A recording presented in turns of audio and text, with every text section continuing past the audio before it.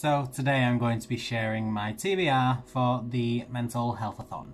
Now, if you don't know, the Mental Healthathon is a month-long readathon from the 1st of May through to the 31st of May, and that is hosted by Nicole from My Beautiful Chaos's books, and she also has co-hosts, which are Victoria from What Victoria Read, and Simone from Me, Simone and I.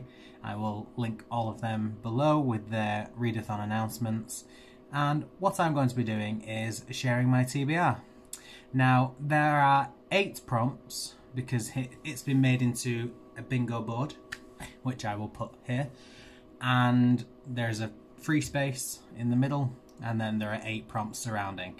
And my original plan was to try and do as many as possible, but I actually started reading a book with heavy mental health themes, and it was very difficult, to be honest. I was really struggling, and it's made me realise that whilst personally I am in a good place, I'm currently, as we all probably are, going through isolation and lockdown. We're all stuck in our homes, and whilst I'm okay with that and I'm dealing with it and I'm staying fairly positive, to be perfectly honest, it's still rough. Now, I've noticed my mental health declining slightly. I've done things to counteract that because I am a counsellor and psychotherapist. I'm a mental health professional. I have a very good grip on my mental health. I know when it's getting bad, and I know the things I need to do personally to improve that, and I've made sure to take measures to ensure that I keep myself safe. So I have been doing. And I started reading a book around mental health. It is actually one of the books on my TBR, and it really just brought me down. And I was in a place where I thought, considering everything that's going on, the last thing I need right now is to be feeling really low. So instead of doing all of the prompts, which is the goal, what I'm going to do is share all of my prompts with you, and then I'm just going to basically do it as a mood read. I can do as many or as little as I feel like during the month of May, but I wanted to share my TBR with you so you know what the books were that I've chosen to do. And hopefully I will enjoy them and get through as many as possible. There are some on here that are based around mental health but are less serious, because I know the book I picked up recently, which I actually ended up DNFing for a while, was quite serious and heavy, whereas some of the books on my TBR are a bit lighter, so hopefully that'll be a lot easier for me. But I'm going to see, as I've said, I'm going to share my TBR with you so you know what the books I'm going to be reading are, and I don't know how many I'm going to read. I'm not setting a plan or a goal for myself. I'm going to read some. I'm adamant that I 100% want to read the group book, and that's it, because I know the group book is the big one, and then the rest I'll just take it as it comes, really. So, sharing my prompts with you. The first book is the group book, and that is The Million Pieces of Nina Gill, or Nina Jill. I can't really remember how to pronounce that. It's very different. Now, I don't really know anything about the book, but it is the group book that has been chosen, so obviously that's the one that I'm using for the prompt. Now, the second prompt is host pick. Now, Nicole, Victoria and Simone all picked a book for their host pick, and they said really what we had to do was pick one of the 3. And to be honest, I really like the sound of all of them, so I've tried incorporating all of the books. So for my host pick, I chose Simone's host pick, which was Eleanor Oliphant is Completely Fine. I don't know anything about these books, so I'm really not going to give you a bit of a description. I'm literally just telling you what they are. And then the third prompt for me is a book with a mental health issue, mental health topic that I would like to learn more about. Now, I know a lot around mental health, but one of the things I've wanted to know more about is OCD. and I just find it fascinating. I've read a lot about it as it is, but I would just love to learn more about it because it's one of those disorders and issues that fascinate me, really. So I have chosen Turtles All the Way Down, which is Victoria's host pick. And I don't really know if Turtles All the Way Down does include OCD, but when I read up on it, it said it had elements of OCD in there, so I used it for my prompt. Then the next book the next prompt is the oldest book on my TBR, relating to mental health, of course, and I chose Against Medical Advice, which is James Patterson and Hal Friedman, and it's also known as Torn Apart. My edition is called Torn Apart. I don't really know much about that, but I know it's a non-fiction, and it's based around dealing with grief and losing a child, and that's something that sticks with me quite a lot. Not for personal reasons, but I have specialist training in counselling families and parents and relatives who have experienced infant loss. So throughout all of that training, I've gained such a deeper level of understanding and empathy towards this topic. So it's one that I really do want to read. Then, to counteract the oldest book on my TBR, there is the newest book on my TBR, which is, from hearing it, it is Nicole's host pick, and it's actually also the book I did pick up this month and DNF'd because I just was not in the place for it at that time, and that is The Stranger on the Bridge. And it is a book I do want to read, but it is very heavy hitting, so I do want to read it. I am determined to try again. I just can't say whether I'll stick with it because I've already got part way through that.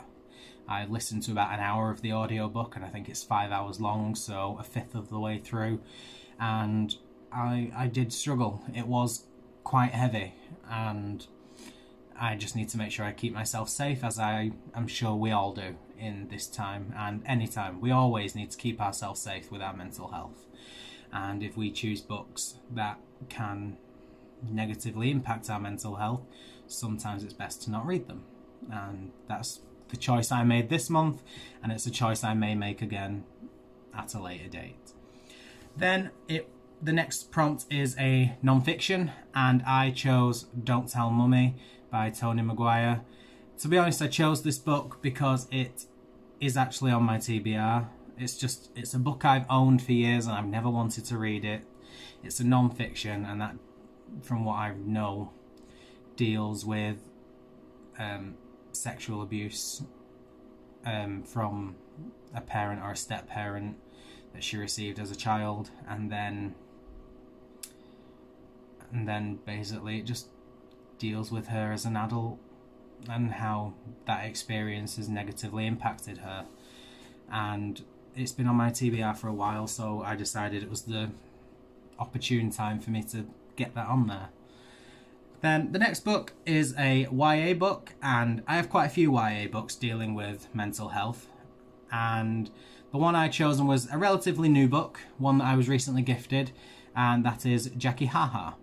And that's dealing with, rather than a specific mental health topic, it's dealing with the effects of mental health. Like, I know this girl, Jackie Haha, she uses humour as a defence mechanism, otherwise she will have to deal with the fact that her mum is fighting a war in another country, that her dad is hardly ever home, I think, from what I remember of the blurb. And it's basically the idea of using defence mechanisms to deal with negative mental health issues and dealing with life situations that can cause a dip in your mental health.